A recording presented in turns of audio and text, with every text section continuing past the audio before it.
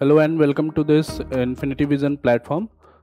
आज की इस वीडियो में हम लोग जो सॉल्यूशन सीरीज स्टार्ट किया है हमने उसको कंटिन्यू करते हैं और 29 जनवरी का जो सिफ्ट 2 का जो पेपर है उसका सॉल्यूशन डिस्कस करते हैं। पैटर्न की बात करते हैं सबसे पहले। सबसे पहले डिवीजन और डिस्ट्रीब्यूशन के बारे में देखेंगे कि 11th 12th और जो भी उनमें चैप्टर्स हैं उसमें किस टाइप से क्वेश्चन जो है वो फ्रेम किए गए थे, और उसके बाद फिर अगेन स्टेप बाय स्टेप हम लोग क्वेश्चन का सॉल्यूशन देखेंगे। ठीक है, so let us start the video. सबसे पहले डिवीजन की बात करते हैं। अगर हम 11th और 12th के बेसिस पे डिवाइड करें इस पेपर को तो 12th से 53% ऑफ द क्वेश्चन जो है वो कवर किए गए थे और 11th से 47% ऑफ द क्वेश्चन जो थे ये कवर किए गए थे। इन टोटल ये डिवीजन जो है या ये डिस्ट्रीब्यूशन जो है हम 30 क्वेश्चंस के बेसिस पे कर रहे हैं। ठीक है, 30 में से आपको 25 क्वेश्चन ही करना है, 5 क्वेश्चन जो है हमेशा आपको लीव आउट करना है। ठीक है, आप फिर से यहाँ पे डिसाइड कर सकते हैं कि आपको कौन सा क्लास का क्वेश्चन जो है वो ज़्यादा अटेम्प्ट करना है और कौन से क्लास का क्वेश्चन जो है वो थोड़ा कम अटेम्प्ट करना है। ठीक है, ओवरऑल ये क्लास वाइज डिस्ट्रीब्यूशन है। अगर हम टॉपिक वाइज डिस्ट्रीब्यूशन की अगर बात करें तो सबसे पहले 11th का डिस्ट्रीब्यूशन देखें तो ऑसिलेशन से क्वेश्चन पूछे गए थे, kinetic theory, then thermal properties of matter, mechanical properties of fluid, gravitation से सवाल पूछा गया था। उसके बाद system of particles and rotational motion से क्वेश्चन था, work energy power, laws of motion, motion in a plane and units and measurement. इन सभी से क्वेश्चन जो है फ्रेम किए गए थे। उन चैप्टर्स की बात करें अगर जिसमें से क्वेश्चन नहीं आए थे तो वो है वेक्टर है, मोशन इन 1D हो गया, उसके बाद मैकेनिकल प्रॉपर्टीज ऑफ सॉलिड हो गया, देन SHM हो गया, ये वेव हो गया। ये सारे ऐसे टॉपिक्स हैं जिसमें से सवाल इस बार नहीं पूछे गए थे इस पेपर में। ठीक है, मोर और लेस ऑलमोस्ट सारे चैप्टर्स कवर किए गए थे, ये 2-3 चैप्टर्स छोड़ करके। ठीक है, यूनिफॉर्म डिस्ट्रीब्यूशन कुछ हद तक बोला जा सकता है इसको। Now coming to the topic distribution या chapter distribution of class 12th।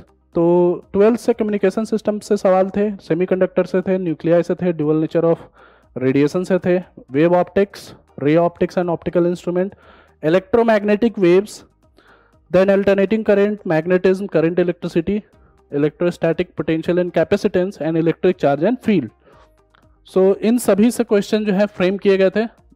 उन चैप्टर्स की बात करते हैं अगर जो बेसिकली जिसमें से क्वेश्चन फ्रेम नहीं किए गए थे उसमें से था chapter electromagnetic induction. Electromagnetic induction से सवाल नहीं आया था, एटम से सवाल नहीं पूछा गया था, तो ये 2 चैप्टर से यहाँ पे सवाल नहीं पूछे गए थे। तो 12th में भी आप बोल सकते हैं कि यूनिफॉर्म डिस्ट्रीब्यूशन था, चैप्टर वाइज जो है सारे क्वेश्चन मतलब चैप्टर वाइज जो है वो सारे चैप्टर्स को लिया गया था क्वेश्चन फ्रेम करने के लिए। ठीक है, सजेशन फिर से यही यहाँ पे यही रहेगा कि आप 11th और 12th पूरा रिवाइज करके जाएं, जिससे कि आपके पास चूज करने का एक ऑप्शन अवेलेबल रहे कि आपको कौन सा क्वेश्चन जो है वो छोड़ना है और कौन सा क्वेश्चन जो है वो आपको पिक करना है। वैसे तो ये ऑप्शन जो है हमें सिर्फ इंटीजर में मिलता है, ऑब्जेक्टिव वाला जो पार्ट है उसमें तो आपको पूरा ये अटेम्प्ट करना होता है, वहाँ पे आपको ऑप्शन मतलब नहीं मिलता है। फिर भी इंटीजर में भी आप चूज कर सकते हैं कि कौन सा टॉपिक से क्वेश्चन आप सॉल्व करना चाहते हैं और कौन से आपको मतलब छोड़ना चाहते हैं। ठीक है, ओवरऑल ये डिस्ट्रीब्यूशन है। अब सॉल्यूशन की तरफ बढ़ते हैं और एक एक क्वेश्चन का सॉल्यूशन देखते हैं। सबसे पहला क्वेश्चन ये था, क्वेश्चन पढ़ो ये। Question reads out, substance A has atomic mass number of 16 and half life of 1 day. Another substance B has atomic mass number of 32 and half life of half day. If both A and B simultaneously start undergo radioactivity at the same time with initial mass of 320 gram each, then how many total atoms of A and B combined would be left after 2 days? ठीक है, question में ये बोला गया है कि 320 ग्राम जो है वो सब्सटेंस ए और बी को लिया जा रहा है और ए का एटॉमिक नंबर है 16, बी का एटॉमिक नंबर है 32। ए का हाफ डे जो है वो 1 डे है और बी का जो हाफ डे है वो हाफ डे है। We have to calculate that 2 दिन के बाद कितने नंबर ऑफ एटम्स जो है वो ओरिजिनल फॉर्म में बचेंगे, मीन्स उनका एक्टिव न्यूक्लियर अपने को कैलकुलेट करना है। कैलकुलेट करते हैं इसको। सबसे पहले हम ओरिजिनली ये जानने की कोशिश करते हैं कि टोटल नंबर ऑफ एटम्स जो है वो ए और बी के प्रेजेंट कितने हैं initially. So when we talk about number of atoms of A, तो it will be total number of moles into Avogadro's number. So it comes out to be 20 Na, where Avogadro's number is 6 into 10 raised to power 23. Now when we talk about B, इसका जो total number of atoms होगा ये हो जाएगा 320 by 32 into Avogadro's number. सो ये हो जाएगा 10 Na के बराबर. सो इनिशियली इतने नंबर ऑफ एटम्स जो है ए और बी के प्रेजेंट है. सो 2 दिन के बाद अपने को पूछा गया कि कितने एक्टिव न्यूक्लियस बचेंगे. सो पहले वाले का हाफ डे है 1 डे. इसका मतलब 2 हाफ लाइफ टाइम यूज हो रहा है ए के लिए, और बी का हाफ लाइफ है हाफ डे. इसका मतलब 4 हाफ लाइफ टाइम यूज हो रहा है. So number of active nuclei of A will be Na by 2 का स्क्वायर, क्योंकि 2 हाफ लाइफ टाइम यूज हो रहा है. That means it comes out to be 5 into Na Avogadro's number, और Nb dash हो जाएगा Nb by 2 raised to power 4. So basically ये हो जाएगा 10 by 16 into Avogadro's number. So it will be 5 by 8 into Avogadro's number. So total number of atoms left या total number of active nucleus left will be 5 Avogadro's number into 5 by 8 Avogadro's number. So Na को common ले लो और यहाँ पे LCM लेकर देखो तो ये हो जाएगा 8 5 40 45 by 8 into Avogadro's number, that is 6 into 10 raised to power 23. So ये 4 टाइम्स कटा, ये 3 टाइम्स कटा. So this will be 15 and 1 3 13 by 4 into 10 raised to power 23. So ये बेसिकली आ जाएगा, ये जो वैल्यू है ये यहाँ पे आ जाएगा, 4 से डिवाइड करोगे तो ये आ जाएगा 3 and 115. It again goes by 3 30.720 by 5 into 10 raised to power 23. So it comes around 3.38 into 10 raised to power 24. So correct option will be option 1. So बढ़िया प्रॉब्लम था. You can keep it in the moderate side. थोड़ा सा calculation करने में यहाँ पे समय लग रहा था, इस वजह से मैं इसको मॉडरेट साइड में रख रहा हूँ. ठीक है. Moving to the next question. At 300 Kelvin, the RMS speed of oxygen molecule is root alpha plus 5 by alpha times to that of its average speed in the gas. Then the value of alpha will be. So pretty much straightforward question. Vrms जो है वो root alpha plus 5 by alpha into V average दिया हुआ है. So Vrms का formula होता है root 3 RT by molar mass. This is equal to alpha plus 5 by alpha into average speed, that is root RT by pi m. So जो cut रहा है उसको काट दो, RT और RT कट गया, मोलर मास और मोलर मास कट गया, दोनों तरफ स्क्वायर कर दो. सो यहां से एक्सप्रेशन मिलेगा आपको दोनों तरफ स्क्वायर करने के बाद. It will be 3 pi is equal to 8 times alpha plus 5 by alpha. So pi की वैल्यू 22/7 डाल दो और उसके बाद ये मिलेगा 66 alpha is equal to 56 alpha plus 40 into 7 that is 280. So therefore इसको इधर ले आओ. 10 alpha will be equal to 280, hence alpha will be equal to 28. So correct answer of alpha will be 28. So ये प्रॉब्लम जो है easy to moderate side में रखा जा सकता है. फॉर्मूला आपको यहाँ पे ध्यान रहना चाहिए था आरएमएस और एवरेज स्पीड का. ठीक है. Moving to the next problem. The ratio of de Broglie wavelength of an alpha particle and a proton accelerated from rest by the same potential is 1 by root m. then the value of m is. so d Broglie wavelength जो होता है वो h by momentum होता है. it can be written as h by 2m into kinetic energy, and kinetic energy can be written as 2m into q into delta v. so alpha particle और proton का accelerate किया जा रहा है और potential दोनों का सेम है. so यहां से हम लोग ये बोल सकते हैं कि lambda of alpha by lambda of proton comes out to be under root of mass of proton into charge of proton divided by mass of alpha into charge of alpha. So mass of proton is कुछ m मान लो and q of proton is plus e. तो m of p into e divided by mass of alpha that is 4 mp into charge of alpha that is 2e. So this comes out to be 1 by root 8. So m की value यहां से compare करोगे तो answer आ जाएगा 8 के बराबर. ठीक है, तो again easy to moderate side of problem. Coming to the next problem. So question ये पूछा जा रहा है यहाँ पे, for the given logic gates combination the correct truth table is. तो इस सर्किट के लिए या इस लॉजिक गेट के लिए अपने को ट्रुथ टेबल यहाँ पे बनाना है. ठीक है, सो मैं ट्रुथ टेबल यहाँ पे बनाता हूं ए बी और एक्स के बीच में. ठीक है, so these two are not gates, these two are and gates and this is a or gate. ठीक है, by symbol you can see this. So सबसे पहले मैं वैल्यू लेता हूं ए का 0 और बी का भी 0. तो ए का वैल्यू अगर 0 है तो यहां से पास होकर के ये बनेगा 1 इस पॉइंट पर.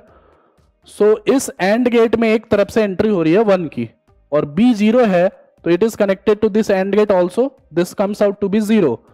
सो इस एंड गेट पे 1 और 0 जा रहा है, so here output will be 0. तो और गेट के एक तरफ 0 इनपुट जा रहा है. ठीक है, now when it comes to the lower side, so B 0 है सो यहां से पास होगा 1 और ए 0 है सो यहां से पास होगा 0. मींस इस एंड गेट पे 1 और 0 आ रहा है, सो यहां से आउटपुट निकलेगा 0. इस और गेट पे भी फिर से यहां पे आ जाएगा 0. मींस इस और गेट के दोनों तरफ 0 और 0 है, सो x will be again 0.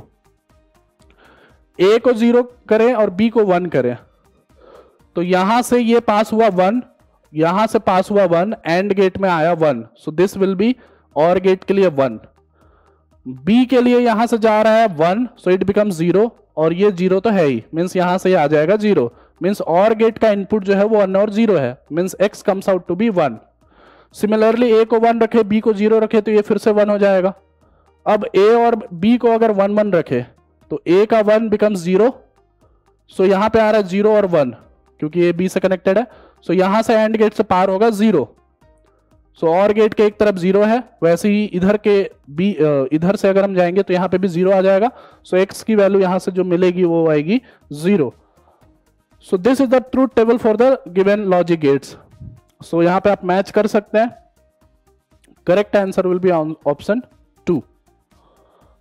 So decent problem है, मॉडरेट साइड प्रॉब्लम फिर से इसको बोला जा सकता है. Coming to the next problem, the time taken by an object to slide down 45-degree rough inclined plane is n times as it takes to slide down a perfectly smooth 45-degree inclined plane. Then the coefficient of friction between the object and inclined plane is. So एक inclined plane के case में roughness है और एक inclined plane के case में smooth surface है. दोनों के केस में displacement same हो रहा है, and it is given that T of rough is equal to n times T of smooth. So T of rough can be given as under root of 2 times displacement by acceleration of rough. It is equal to n into 2 times displacement by acceleration of smooth. ये time अपन निकाल रहे हैं is equal to ut plus half a t square से, where u is 0, so t comes out to be under root 2s by a. So 12 cut जाएगा. अब acceleration की value यहां पे पुट करते हैं. रफ के केस में एक्सेलरेशन जो आएगा वो आएगा g sin theta minus mu g cos theta, और स्मूथ के केस में जो एक्सेलरेशन आएगा वो आएगा g sin theta. Theta is 45 degree, so cos theta और साइन थीटा दोनों सेम ही हो जाएगा. सो g sin थीटा और g cos थीटा यहां से कैंसल आउट हो जाएगा. सो क्रॉस मल्टीप्लाई कर सकते हैं, यहां पे 1 बाई एन आ जाएगा under root of 1 minus mu. So square करो, so 1 minus mu is equal to 1 by N square. So mu comes out to be 1 minus 1 by N square. So correct answer will be option 4. So again pretty decent problem, we can keep it on the moderate side again. Coming to the next problem. The force acts for 20 seconds on a body of mass 20 kg. Starting from rest, after which the force ceases and then body describes 50 meter in the next 10 seconds. ठीक है? Then the value of force is. तो बोला जा रहा है कि एक force लग रहा है जो कि लग रहा है 20 सेकंड तक, और 20 सेकंड के बाद ये फोर्स को हटा दिया जा रहा है। ठीक है, जैसे ही ये फोर्स हट रहा है तो अगला जो 50 मीटर का डिस्प्लेसमेंट है वो कवर हो रहा है 10 सेकंड में। मतलब पोजीशन मान लो यहां से पार्टिकल स्टार्ट हुआ, 20 सेकंड तक ये चला, कुछ वेलोसिटी ये अचीव किया इसने, और फिर यहां से 50 मीटर ये कवर हो रहा है 10 सेकंड में। तो अपने को फिगर आउट करना है कि इस पे कितना फोर्स लगा। ठीक है, सो सबसे पहले हम वेलोसिटी की वैल्यू निकाल सकते हैं। ये 50 मीटर 10 सेकंड में कवर हो रहा है, therefore velocity comes out to be 50/10, that is 5 metre per second. Now यहां से लेकर के यहां तक, यहां पे इनिशियल वेलोसिटी इसकी 0 है। ठीक है, तो जो भी फोर्स इस पे F लग रहा है उसकी वजह से इसमें कुछ एक्सेलरेशन प्रोड्यूस होगा। सो इस इनिशियल वेलोसिटी और फाइनल वेलोसिटी के बीच में रिलेशन दिया जा सकता है by v = u + at, therefore v = u + a × t।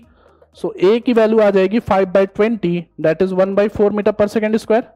So acceleration आ गया, therefore force will be mass into acceleration. So mass की वैल्यू दे रखी है आपको 20 kg, और एक्सेलरेशन की वैल्यू हमने अभी भी निकाली है, that is 1/4। So this comes out to be 5 newton. So correct answer will be answer 2। So again a pretty much decent problem, moderate side problem. Coming to the next problem, a fully loaded Boeing aircraft has a mass of 5.4 into 10⁵ kg. ठीक है, its total wing area is 500 meter square. It is in level flight with a speed of 1080 km per hour. If the density of air is 1.2 kg per meter cube, then the fractional increase in the speed of the air on the upper surface of the wing relative to the lower surface in percentage will be. तो काफी language problem है ये, आपको language यहां पे थोड़ा समझना पड़ेगा। बोला ये जा रहा है कि यहां पे एक एयरक्राफ्ट है,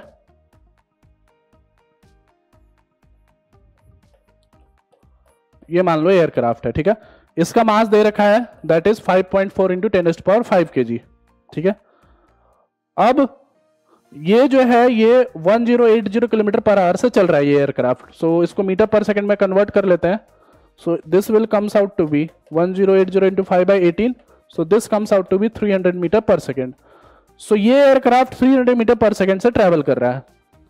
ठीक है, density of air is also given, that is 1.2 kg per meter cube. Area of this wing is also given, that is 500 meter square. So अपने को ये पता करना है कि जो एयर ऊपर है और जो एयर नीचे है उनका फ्रैक्शनल जो है फ्रैक्शनल इंक्रीज कितना है परसेंटेज में। ठीक है, सो मान लिया जाए कि जो ऊपर वाला सेगमेंट है एयर का उसकी वेलोसिटी v1 है और नीचे वाला सेगमेंट का वेलोसिटी जो है वो v2 है। सो v1 - v2 by v × 100, basically ये अपने को कैलकुलेट करना है परसेंटेज में। ठीक है, सो कैलकुलेट करने के लिए हम क्या कर सकते हैं यहां पे, सबसे पहले तो ये सिंस कांस्टेंट स्पीड से इधर चल रहा है, इसका मतलब ये है कि इसका फोर्स जो है यहाँ पे बैलेंस्ड है वर्टिकल डायरेक्शन में।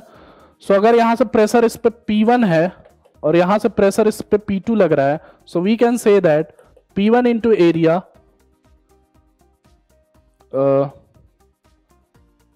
Plus mg is equal to P2 into area. So we can say that P2 - P1 into area is equal to mg। ये सबसे पहला इक्वेशन आएगा। नाउ दूसरा इक्वेशन हम यहां पे लगा सकते हैं बर्नौली इक्वेशन इन दोनों के बीच में, v1 और v2 के बीच में। So we can say that p1 + ½ rho v1 square is equal to p2 + ½ rho v2 square. यहां पे हाइट का ज्यादा डिफरेंस है नहीं तो हमने हाइट को इग्नोर कर दिया है। ठीक है, so we can say that यहां से जो इक्वेशन आएगा वो आएगा p2 - p1 is equal to ½ rho v2 - v1 into ये हो जाएगा v1 - v2 into v1 + v2। सो ये v1 - v2 का वैल्यू अगर देखा जाए तो बहुत ही नेग्लिजिबल होगा, डिफरेंस जो होगा वो बहुत ही कम होगा। सो v1 और v2 को near about 300 meter per second के आसपास मान सकते हैं। सो p2 - p1 अपन यहां से निकाल सकते हैं, रो की वैल्यू दी हुई है, और v1 + v2 जो होगा वो 2v के बराबर ले सकते हैं, वेयर v इज 300 मीटर पर सेकेंड। सो यहां पे सारे वैल्यूज को जब आप डालोगे तो v1 - v2 will come out to be 30 metre पर सेकेंड। सो परसेंटेज इंक्रीज की जब हम बात करेंगे, that will be equal to 30/300 into 100। So दोनों जीरोस कटा, ये आ जाएगा 10% के बराबर। So correct answer will be option 10। So this is a difficult problem, बहुत ही कॉन्सेप्चुअल प्रॉब्लम था, और आपको इस तरीके से बर्नौली और फोर्स बैलेंस करके इसको प्रोसीड करना था, ठीक है। So we will keep it on the difficult side, और अगले क्वेश्चन की तरफ मूव करते हैं। सो ये क्वेश्चन जो है ये स्टेटमेंट बेस्ड क्वेश्चन है। सो देखते हैं क्या पूछा जा रहा है यहाँ पे। Identify the correct statements from the following. Correct statement identify करना है। Work done by a man in lifting a bucket out of a well by means of a rope tied to the bucket is negative. तो ये तो गलत हो गया। Force ऊपर लगा रहा है आदमी और डिस्प्लेसमेंट भी ऊपर हो रहा है। सो फोर्स और डिस्प्लेसमेंट के बीच में एंगल जो है वो 0 डिग्री है, एक्यूट एंगल है। So work should be here positive, negative नहीं। बी स्टेटमेंट है work done by gravitational force in lifting a bucket out of a well by a rope tied to the bucket is negative. This statement is correct, क्योंकि mg नीचे लग रहा है, displacement ऊपर हो रहा है। So angle between the force and displacement is 180 degree, hence this statement is correct. Work done by friction on a body sliding down an incline plane is positive. तो ये तो गलत हो गया। फ्रिक्शन ऊपर, डिस्प्लेसमेंट नीचे, work should B negative. Work done by an applied force on a body moving on a rough horizontal plane with uniform velocity is 0. So this statement is also wrong. Friction जब लग रहा है यहां पे तो obvious सी बात है कि एक्सटर्नल फोर्स जो होगा उसकी कुछ वैल्यू होगी। सो फोर्स लग रहा है, डिस्प्लेसमेंट हो रहा है, सो ऑब्वियस सी बात है कि एक्सटर्नल फोर्स का यहां पे वर्क कुछ ना कुछ आएगा, it will not be 0. Work done by air resistance on a oscillating pendulum is negative. So this statement is also correct. Air friction जो है ऑसिलेशन ऑफ पेंडुलम को हमेशा रेस्ट्रिक्ट करेगा या रेजिस्ट करेगा, इस वजह से वर्क डन उसका हमेशा नेगेटिव होगा। So B and E are correct, rest statements are wrong. So correct option will be option 1. So easy problem. अगले क्वेश्चन की तरफ मूव करते हैं। An object moves at a constant speed along a circular path in a horizontal plane with the center at the origin. तो एक circular motion हो रहा है जिसका सेंटर जो है वो ओरिजिन के ऊपर है, ठीक है। When the object is at +2 meter, its velocity is 4 cap meter per second. The object's velocity and acceleration at x is equal to -2 is. So बोला जा रहा है कि एक यूनिफॉर्म सर्कुलर मोशन हो रहा है जिसका सेंटर जो है वो ओरिजिन पे है, and when particle is at x is equal to +2, तो इस समय जो वेलोसिटी है वो 4 कैप के बराबर है, means velocity is in this direction. So when particle is at x is equal to -2, तब अपने को वेलोसिटी और एक्सेलरेशन के बारे में पता करना है। सो वेलोसिटी तो नीचे होगा और acceleration will be toward centre. So since it is a uniform circular motion, magnitude velocity का तो बदलना नहीं है। So velocity here will be equal to -4 cap, and acceleration जो कि सेंटर की तरफ होगा वो आई कैप में होगा। It will come out to be v²/r means 16/2, radius की वैल्यू 2 होगी, so it will be 8 I cap. So इसमें से आप चूज कर सकते हैं, option will be option 3rd. So pretty much straight forward and easy question. So ये आपका क्वेश्चन है। Coming to the next problem, a point charge 2 × 10⁻² coulomb is moved from P to S in a uniform electric field of 30 Newton per coulomb, directed along positive x-axis. If coordinate of P and S are 1, 2, 0 and 0, 0, 0 respectively, then the work done by electric field will be. ठीक है, तो ये भी question देखिए क्या है। बोला जा रहा है कि यहाँ पे एक इलेक्ट्रिक फील्ड है जो कि पॉजिटिव x डायरेक्शन में लगाया जा रहा है। इसकी वैल्यू जो है वो है 30 न्यूटन पर कूलम। एक पार्टिकल को 1, 2, 0 से 0, 0 पे लाया जा रहा है। ये जो पॉइंट है, ये पॉइंट S है 0, 0 और ये पॉइंट जो है P है 1, 2, 0. So what is the work done by electric field? So since electric field is uniform, so we can calculate work by figuring out the displacement along electric field. Electric field के line पे जो displacement हो रहा है वो इतना हो रहा है, that is equal to 1 metre, और पीछे की तरफ हो रहा है। So work done will be Q × E into -1, क्योंकि पीछे की तरफ हो रहा है, so angle between force and displacement is 180 degree, so it will be -1. So Q की वैल्यू है 2 × 10⁻², E की वैल्यू है 30 and displacement is -1. So this comes out to B 600 × 10⁻² joules. So this will be equal to -600 millijoule. So correct answer will be option 3rd. So easy problem again, ज्यादा कुछ था नहीं इसमें, इस तरीके से सॉल्व कर सकते हो. Coming to the next problem, the modulation index for an electromagnetic wave having maximum and minimum peak to peak voltages of 14 millivolt and 6 millivolt respectively is. So maximum और minimum voltages दे रखी है. So we can say that amplitude of carrier wave plus original wave is equal to 14 millivolt and amplitude of carrier wave minus original wave is equal to 6. So इन दोनों को solve करने पे AC की value आ जाएगी 10 और AM की value आ जाएगी 4. So modulation index is AM by AC. So it will be equal to 4/10. So correct answer will be option 2. So again direct problem, easy problem. Coming to the next problem, electric current in a circular coil of 4 turns produces a magnetic induction of 32 Tesla at its center. तो there are 4 turns for the circular loop और centre पे जो magnetic field आ रहा है वो 32 Tesla के बराबर है. Now the coil is unwound and is rewound into a circular coil of single turn. Then the magnetic induction at the center of the coil is. So initially जब 4 turns है तो उस समय मैग्नेटिक फील्ड का formula दिया जा सकता है 4 टाइम्स μ0I/2R. इसकी वैल्यू जो है वो 32 टेस्ला के बराबर है. अब इस कोयल को खोला जा रहा है और खोल करके एक सिंगल टर्न बनाया जा रहा है.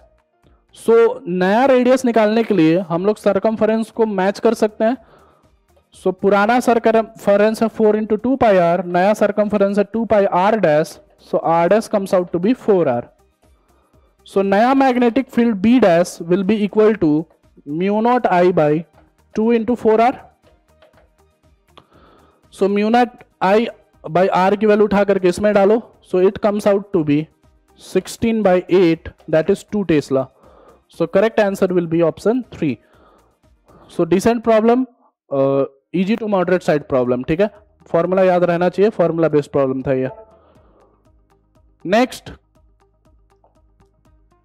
with the help of potentiometer, we can determine the value of EMF of a given cell. Then the sensitivity of potentiometer is. तो sensitivity of potentiometer की बात हो रही है. ऑप्शन पढ़ने से पहले आप समझ लो यहां पे कि sensitivity of potentiometer जो है directly proportional to 1/potential gradient होता है. 1/potential gradient मतलब ये हो जाएगा लेंथ बाय पोटेंशियल डिफरेंस के प्रोपोर्शनल. अब स्टेटमेंट्स आप पढ़ सकते हैं. It is directly proportional to the length of the potentiometer wire. So this statement is correct. It is directly proportional to the potential gradient of the wire. This statement is wrong. Inversely proportional to the potential gradient of the wire. This statement is again correct. And last statement will be again wrong. So A and C are correct. So correct answer will be option 2. तो pretty much direct problem. आपको ये sensitivity के बारे में ये पता होना चाहिए था. So we'll keep this question on the easy side. ठीक है, अगले क्वेश्चन पे आते हैं. A scientist is observing a bacteria through a compound microscope. For better analysis and to improve its resolving power, he should. So resolving power of compound microscope is 2 mu sin theta by 1.22 lambda. ये resolving power का formula होता है. Now we can read the statement and figure out कि कौन सा statement correct है.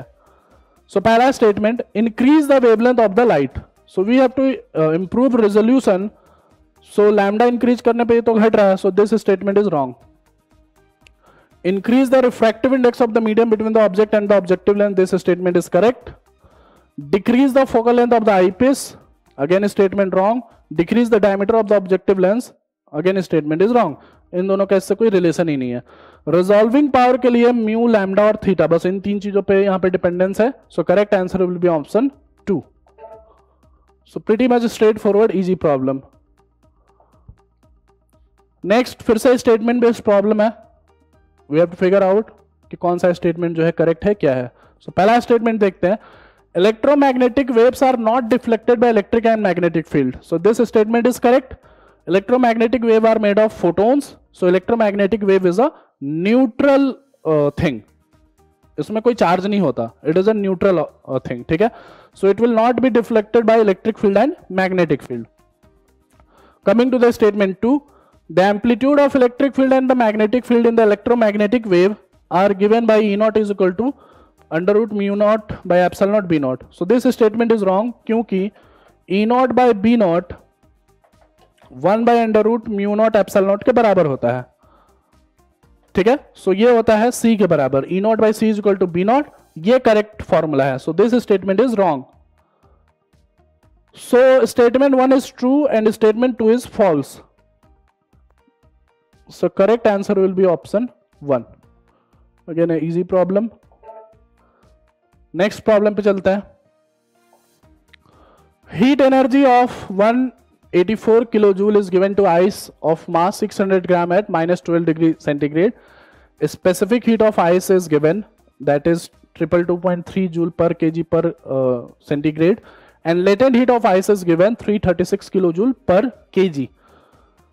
Then we have to figure out which of these statements are correct. Final temperature की बात पूछी जा रही है, फिर फाइनल मिक्सचर की बात पूछी जा रही है कि मिक्सचर में फाइनली क्या होगा, आइस और वाटर होगा या सिर्फ आइस होगा या सिर्फ वाटर होगा. ठीक है. सो बेसिकली दो चीजें यहां पे अपने को निकालना है, एक तो फाइनल टेम्परेचर और दूसरा मिक्सचर क्या होगा, सिस्टम का जो मिक्सचर कंटेंट है वो क्या होगा. ठीक है. सो फिगर आउट करते हैं. सो टोटल हीट सप्लाई जो हो रहा है वो इतना हो रहा है 184 किलो जूल. ठीक है. We have 600 gram of ice at minus 12 degree centigrade. So देखते हैं ये कहां तक जा सकता है जब हम इसको इतना हीट देंगे तो. ठीक है. सो सबसे पहले इसको अपन भेजते हैं 600 gram of ice eight 0 degree centigrade पे. तो यहां पे जो हीट एब्जॉर्ब करेगा वो हो जाएगा ms डेल्टा टी. सो m इन kg इंटू s जो कि है ये, सो ये हो जाएगा 222.3 into delta T that is 12. So this value comes out to be 16,000.5 joule. इतना एनर्जी जो है यहां पे एब्जॉर्ब होगा. ठीक है. So we have 184,000 joule. ठीक है. तो इतना तो आराम से ये एब्जॉर्ब कर सकता है. Now if we convert it to the next step, तो ये कन्वर्ट होगा 600 gram of water at 0 degree centigrade पे. तो यहां पे जो हीट एब्जॉर्ब होगा that will be equal to ml. so m into l, l की वैल्यू जो है वो 336 है. so 336 into 10 raised to power 3. so total यहां पे जो एनर्जी एब्जॉर्ब करेगा इसको मल्टीप्लाई करने पे वो मिलेगा अपने को 201,600 जूल. so अगर इन दोनों को ऐड किया जाए तो ये दोनों का एडिशन जो है इस एनर्जी से ज्यादा आ रहा है. देखो यहां पे इन दोनों का ऐड करो, इससे ज्यादा एनर्जी आ रहा है. इसका मतलब ये है कि आइस जो है वो पूरा वाटर में कन्वर्ट तो नहीं हो रहा है. ठीक है. ये कन्वर्जन पॉसिबल है लेकिन ये कन्वर्जन 100% पॉसिबल नहीं है. इसका मतलब क्या, इसका मतलब ये कि आइस का बस कुछ परसेंटेज या कुछ मास जो होगा वो वाटर में कन्वर्ट होगा और बाकी जो है वो आइस का आइस में ही रह जाएगा. सो टू नो कि कितना आइस जो है कन्वर्ट हो रहा है वाटर में, we can say that m into l is equal to remaining energy left, that is 184,000 minus 16,000.5. जो रिमेनिंग एनर्जी लेफ्ट होगा उसी के रिलेटिव कन्वर्जन होगा. सो यहां से m की वैल्यू जो निकलेगी आपकी वो होगी 0.499 kg के बराबर.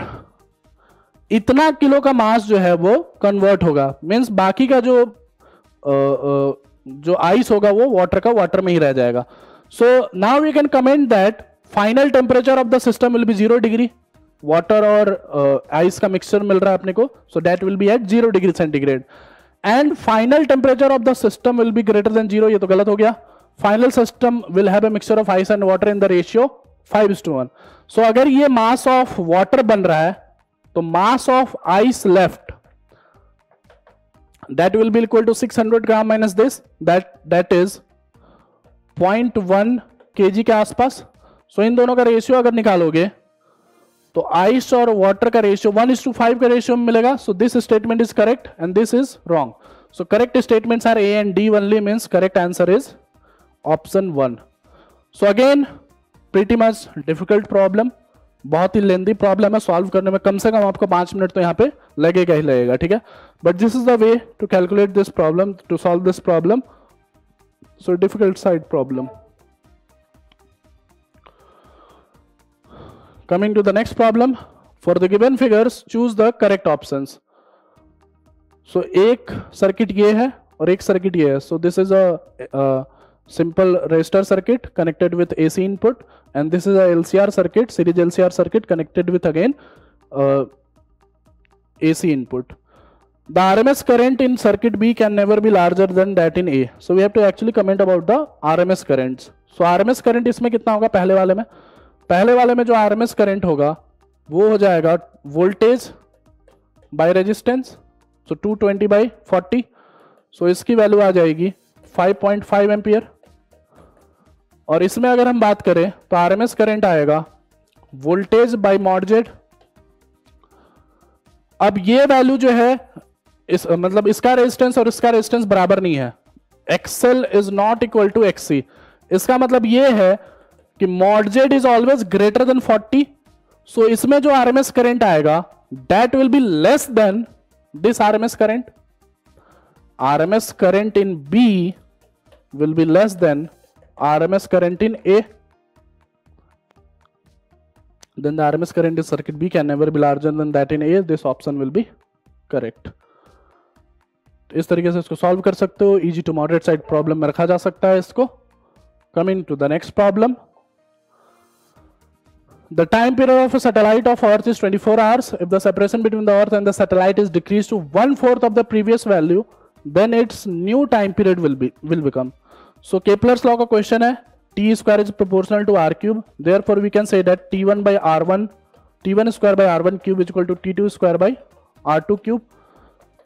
t1 की वैल्यू है 24 घंटा, r1 की वैल्यू r मान लो. सो 24 का square by r cube is equal to t2 जो कि निकालना है अपने को, और r2 की वैल्यू जो है वो r/4 के बराबर है. तो यहां से सॉल्व करोगे तो t2 की वैल्यू आ जाएगी 3 आवर्स के बराबर. So correct answer will be option 4. So pretty much easy problem, easy to moderate side में इसको रखा जा सकता है. ठीक है, coming to the next problem. The equation of a circle is given by x square plus y square is equal to a square. So this is the equation of the circle where a is the radius. If equation is modified to change the origin other than 0,0, then find out the correct dimension of a and b. So ये और equation दे रखा circle का, we have to find the dimension of a and b. The dimension of t is given by t raised to power -1. ये चीज को आपको यहाँ पे ध्यान देना होगा. t is not equal to time. t का डायमेंशन जो है वो t raised to power -1 है. So by using the rule of dimension, a into t का dimension should match with x का डायमेंशन, क्योंकि सेम डायमेंशनल क्वांटिटीज को ही हम ऐड या सब्सट्रैक्ट कर सकते हैं. सो a into t का dimension is equal to x का डायमेंशन. सो a का dimension comes out to be l by t का dimension that is t. So l into t.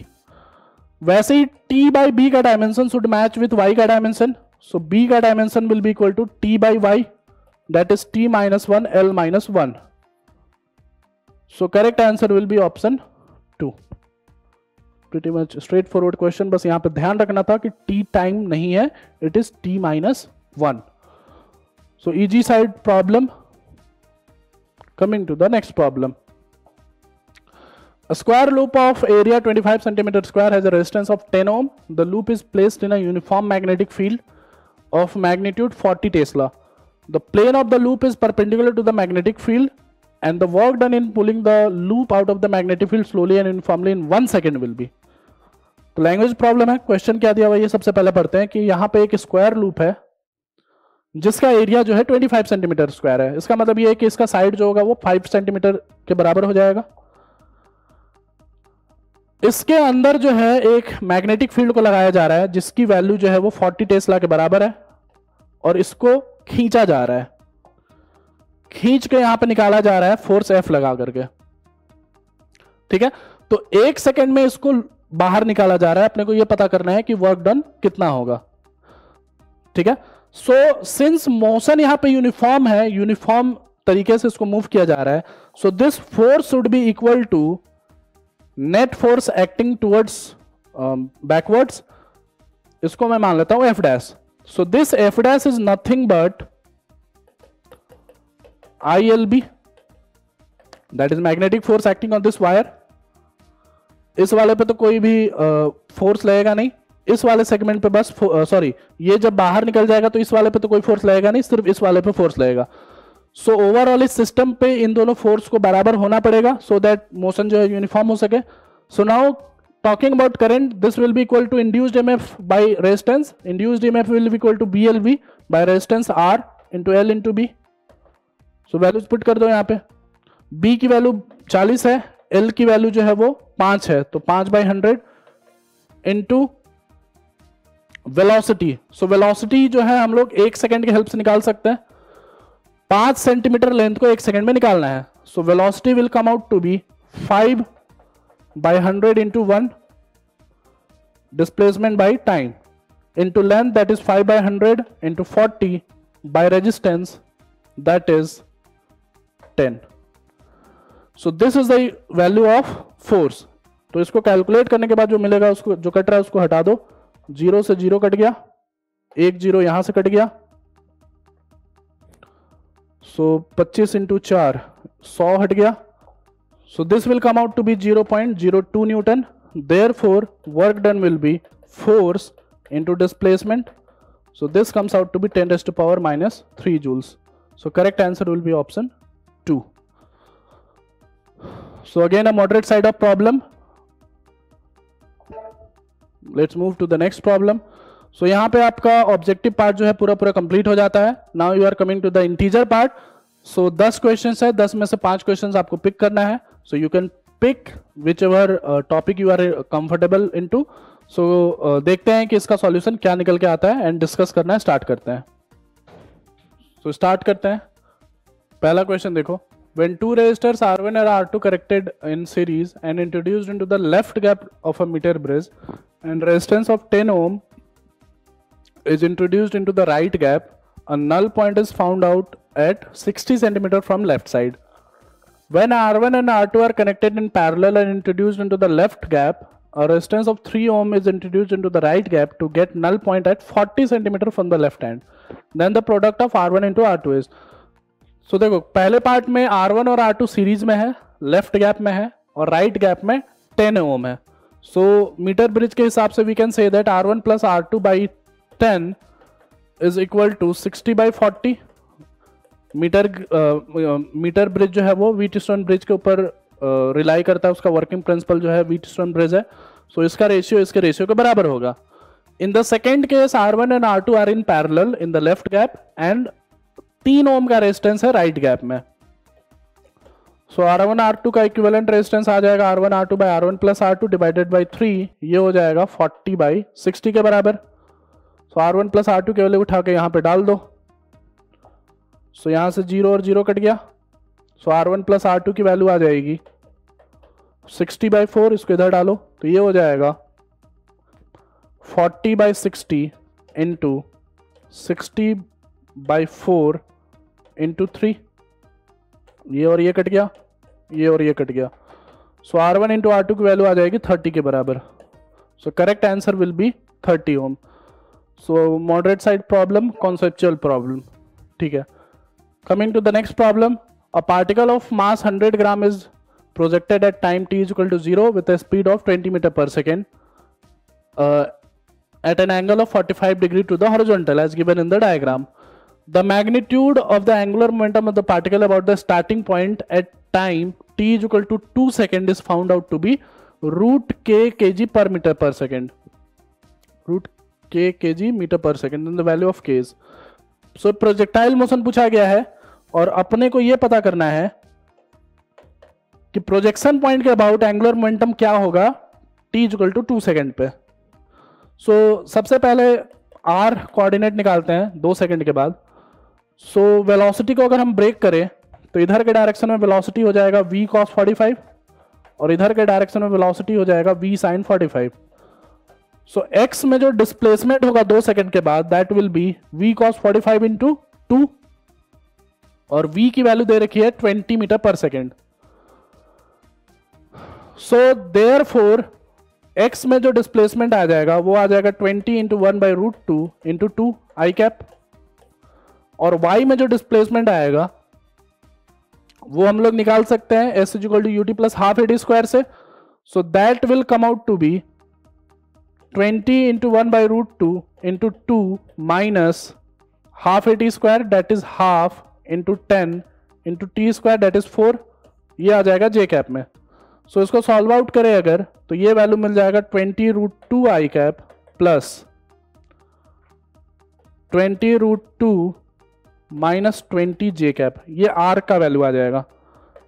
Velocity की अगर हम बात करें तो वेलोसिटी का वैल्यू आ जाएगा एक्स डायरेक्शन में 10√2 I cap that is v cos 45, और y डायरेक्शन की वेलोसिटी आ जाएगी हमारी v equal to u plus 80 से। So this will be 10√2 minus 20 j cap. So ये r आ गया, ये v आ गया। सो angular momentum about projection point this will be equal to r cross p। So r cross p करोगे और k की वैल्यू यहां पे निकालोगे, मैग्नीट्यूड निकालोगे, तो magnitude of l will come out to be √800 के बराबर। सो k की वैल्यू आ जाएगी 800। So a difficult side of problem, क्योंकि आपको यहाँ पे पूरा काइनेमेटिक्स सॉल्व करना था, उसके बाद एंगुलर मोमेंटम को निकालना था क्रॉस प्रोडक्ट करके, then final magnitude would be this much. ठीक है, coming to the next problem. In an experiment of measuring the refractive index of a glass slab using the traveling microscope in physics lab, a student measured the real thickness of the glass slab as 5.25 mm and apparent thickness of the glass slab as 5 mm। ठीक है, तो real thickness जो है glass slab का 5.25 millimetre है और apparent thickness जो निकाला जा रहा है वो है 5 मिलीमीटर के बराबर। Now the travelling microscope has 20 divisions in 1 centimetre on the main scale and 50 divisions on vernier scale is equal to 49 divisions on the main scale. Then the estimated uncertainty in the measurement of the refractive index of the slab is. So सबसे पहले अगर हम refractive index की बात करें तो वो आ जाएगा h by h dash that is 5.25 by 5। ठीक है, so we have to find out uncertainty in refractive index। तो एरर निकालने के लिए हम यहाँ पे ln कर सकते हैं। So ln mu can be written as ln h minus ln h dash। So इसको डिफरेंशिएट करो तो ये आ जाएगा d mu by mu is equal to h by dh by h plus dh dash by h dash। So ये जो minus है ये प्लस में कन्वर्ट हो जाता है, ये आपको पता है, क्योंकि एरर जब प्रोपेगेट होता है then we talk about the maximum error possible. ठीक है, सो म्यू की वैल्यू अपन यहां से निकाल चुके हैं, h की वैल्यू पता है, h डैश की वैल्यू पता है। So now we have to figure out dh and dh dash। So dh और dh dash means maximum possible error in h and h dash, वो हम निकाल सकते हैं इस ट्रैवलिंग माइक्रोस्कोप के डायमेंशन से। सो मेन स्केल डिवीजन जो है वो है 20 division in 1 centimetre. So main scale MSD की वैल्यू हो जाएगी 1/20 सेंटीमीटर और वर्नियर स्केल डिवीजन जो है VSD ये हो जाएगा 49/50। So overall least count comes out to be MSD minus VSD into 1/20।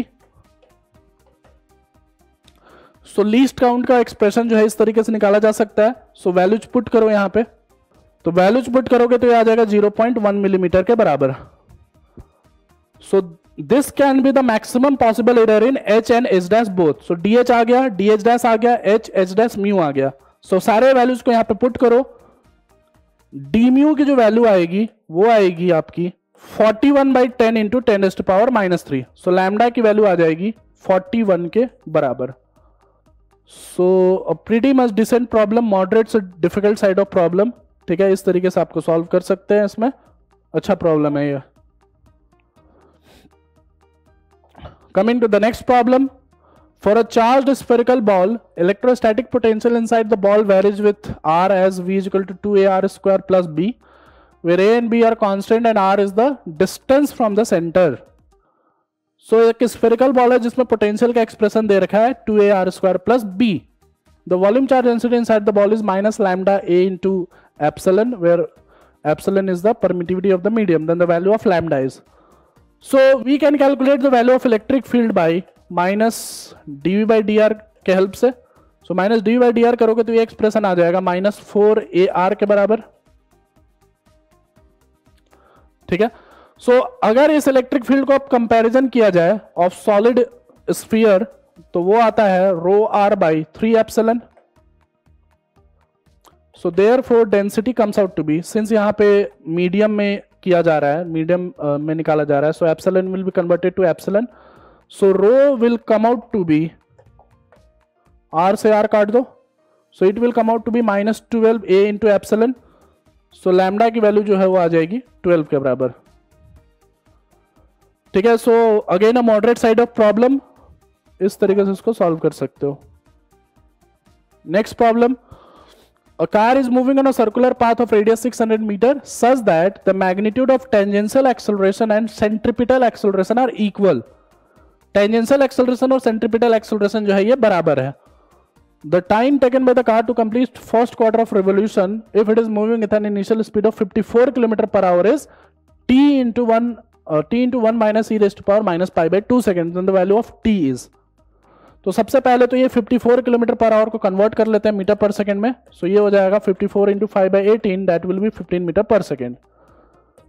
Now it is given that tangential acceleration is equal to centripetal acceleration. So tangential acceleration can be written as v dv by dr and centripetal acceleration can be written as v² by r. So एक भी निपटा दो. सो यहां से आ जाएगा dv by v is equal to dr by r. इसको integrate कर दो, इसको इंटीग्रेट कर दो. सो ये इंटीग्रेट होगा 15 से लेकर 0 तक, क्योंकि इनिशियल स्पीड 15 है, 15 मीटर पर सेकेंड. और ये इंटीग्रेट होगा 0 से लेकर कुछ r तक. सो यहां से एक्सप्रेशन आ जाएगा v is equal to 15 into e raise to power r by r. So ये वेलोसिटी का एक्सप्रेशन आएगा. ठीक है. So now we have to comment about the time when it is completing first quarter of revolution. So we can say that dx by dt is equal to 15 e raise to power r by r. और dx की जगह पे यहां पे हम r use कर रहे हैं, so it will be dr. So dr by e raise to power r by r is equal to 15 dt. So first quarter के लिए r की वैल्यू हो जाएगी 0 से pi r by 2. r is the total distance being covered, so it will be pi r by 2. And time की value जाएगी 0 से लेकर के t तक. सिंस यहाँ पे t ऑलरेडी यहाँ पे यूज हो चुका है, सो मैं इसको कन्वर्ट कर ले रहा हूँ t नोट में. सो यहाँ पे आप इंटीग्रेट करोगे तो एक्सप्रेशन आएगा आपका t naught is equal to 40 times 1 minus e raise to power minus pi by 2. Therefore t की वैल्यू जो होगी वो हो जाएगी 40 के बराबर. सो अगेन अ मॉडरेट से डिफिकल्ट साइड का प्रॉब्लम, काफी अच्छा प्रॉब्लम था ये भी. ठीक है. Coming to the next problem, a inductor of inductance 2 micro henry is connected in series with a resistance, a variable capacitor and an AC source of frequency 7 kilohertz. The value of capacitance for which maximum current is drawn into the circuit is 1/x farad. Then find the value of x. So maximum current की जब बात हो रही है तो obvious सी बात है कि रेजोनेंस की बात हो रही है. तो resonance will happen when omega will be equal to 1/√LC. So omega can be written as 2 pi into frequency is equal to 1/√LC. So C की वैल्यू यहां से आ जाएगी 1 by इसको स्क्वायर करो तो ये आ जाएगा 1/L into 4 pi r square into F square. So सारे वैल्यूज दे रखे हैं, इसको डालो यहाँ पे. सो ये आ जाएगा 1/2 into 10 raised to power minus 6. 4 इंटू पाई स्क्वायर इज 22/7 का whole square into f square. f is 7 kilohertz, so it will be 7000 का होल स्क्वायर. सो यहाँ पे कैलकुलेशन बैठाइए आप और इसकी वैल्यू जो आती है ये आएगी 1/3872 फैरेड. सो x की वैल्यू जो है वो आ जाएगी 3872 के बराबर. Pretty much direct problem, easy to moderate side of problem. ठीक है. Coming to the next problem, a metal block of base area of 0.2 metre square is placed on a table as shown in the figure. ठीक है. Now a liquid film of thickness 0.25 millimeter is inserted between the block and the table. The block is pushed by horizontal force of 0.1 Newton and moves with a constant speed. Viscosity of the liquid is given by 5 into 10 raised to the power minus 3. Then the speed of the block is. Since it is moving with a constant speed, we can say that external force applied is equal to viscous force. So external force जो apply हो रहा है वो 0.1 है and viscous force is eta v by z. Eta की value है 5 into 10 raised to the power minus 3. Area की value है 0.2 into v by z, that is v by thickness of the film, that is 0.25 into 10 raised to the power minus 3. So pretty much straightforward, we can calculate from here, जो कि v की value यहां से निकल के आएगी 25 into 10 raised to the power minus 3 metre पर second. So ये आ जाएगा 25 के बराबर. So again easy side of problem. ठीक है, coming to the next problem. A particle of mass 250 gram executes SHM under a periodic force of F is equal to minus 25x. Particle attains a maximum speed of 4 meter per second during its oscillation. Then the amplitude of the motion is. तो जैसा कि आपको पता है कि speed जो है SHM में पार्टिकल तब गेन करता है जब वो मीन पोजीशन को क्रॉस करता है, और उस समय जो इसकी स्पीड होती है वी मैक्स वो होती है ओमेगा इंटू ए के बराबर. इसकी वैल्यू दे रखी है 4 के बराबर. Omega is the angular frequency, A is the amplitude.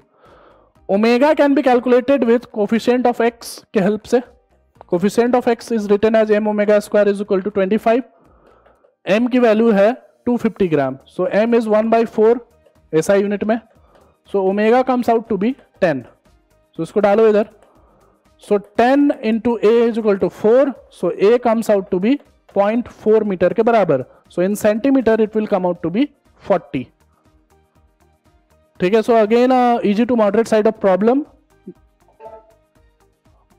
Next problem. Unpolarized light is incident on the boundary between two dielectric media whose dielectric constants are 2.8 and 6.8 respectively. To satisfy the condition so that the reflected and refracted rays are perpendicular to each other, ठीक है, then the angle of incidence would be. So incidence और refracted wave में जो है 90 degree का angle है. So we can say that mu1 sin I is equal to mu2 sin 90 minus I, क्योंकि I plus R is 90 degree. So this will be 2.8 into tan I is equal to 6.8. So यहां से tan I की value जो है अपने को इस form में कन्वर्ट करना है 1 plus 10 by theta raised to power half. So इसको अगर कन्वर्ट करोगे तो ये वैल्यू आ जाएगा 1 plus 10 by 7 raised to power half. Therefore theta की वैल्यू आ जाएगी 7 के बराबर. So pretty much direct problem, ज़्यादा कोई difficult problem था नहीं. Coming to the next problem. A null point is found at 200 centimeter in potentiometer when cell in secondary circuit is shunted by 5 ohm. ठीक है, तो यहां पे सेल है और इसको शंट किया गया है 5 ओम के साथ, और यहां पे आपका पोटेंशियोमीटर है. ठीक है, when a resistance of 15 ohm is used for shunting, null points move to 300 centimeter. So by the definition of यहाँ पे जो नल पॉइंट आता है, वी कैन से दैट यहाँ का पोटेंशियल डिफरेंस इक्वल टू यहाँ का पोटेंशियल डिफरेंस जो पोटेंशियोमीटर वायर पे आता है बेसिकली. सो यहाँ पे जो पोटेंशियल ड्रॉप हो रहा है वो आ जाएगा I इंटू आर के बराबर. इस सर्किट में जो भी करंट फ्लो हो रहा है I into resistance, that is E by R plus 5 into 5. ये total current into 5. Potential drop is equal to potentiometer का null point that is 200 into x, where x is the potential gradient. ये पहले case का है. दूसरे case में आ जाएगा E by R plus 15 into 15 is equal to 300x. So we have to find out the internal resistance of cell, that is small r. इन दोनों को divide करो. इन दोनों को डिवाइड करोगे और सॉल्व करोगे तो R की वैल्यू जो निकल के आएगी वो होगी 5 के बराबर. So correct answer of this question will be answer 5. So again a moderate side of problem. So this is your integer solutions for this paper. ठीक है, so समराइज करेगा पूरे पेपर को तो पूरा ऑब्जेक्टिव पेपर जो था वो मॉडरेट साइड में ही था. बहुत सारे मॉडरेट लेवल ऑफ प्रॉब्लम्स थे, कुछ एक डिफिकल्ट साइड ऑफ प्रॉब्लम भी थे और कुछ एक इजी साइड में भी थे, बट ओवरऑल ऑब्जेक्टिव पार्ट जो था वो फिर से मॉडरेट साइड में रखा जा सकता है. When it comes to integer, तो यहाँ पे कुछ डिफिकल्ट क्वेश्चन जो थे वो थे, और मोस्ट ऑफ द क्वेश्चन जो थे वो मॉडरेट साइड में ही थे। तो इंटीजर को फिर से हम रख सकते हैं मॉडरेट टू डिफिकल्ट साइड में। And when you combine these two segments, तो ओवरऑल पेपर जो है again comes out to be moderate से डिफिकल्ट साइड में। ठीक है, सो पेपर काफ़ी अच्छा था जेईई स्टैंडर्ड के हिसाब से, और आपको बहुत ही रिग्रेस तरीके से प्रैक्टिस करके जाना चाहिए था इस पेपर को सॉल्व आउट करने के लिए। ठीक है, so will meet in the next video, और वहाँ पे हम डिस्कस करेंगे अगले पेपर में, अगले पेपर के बारे में। ठीक है।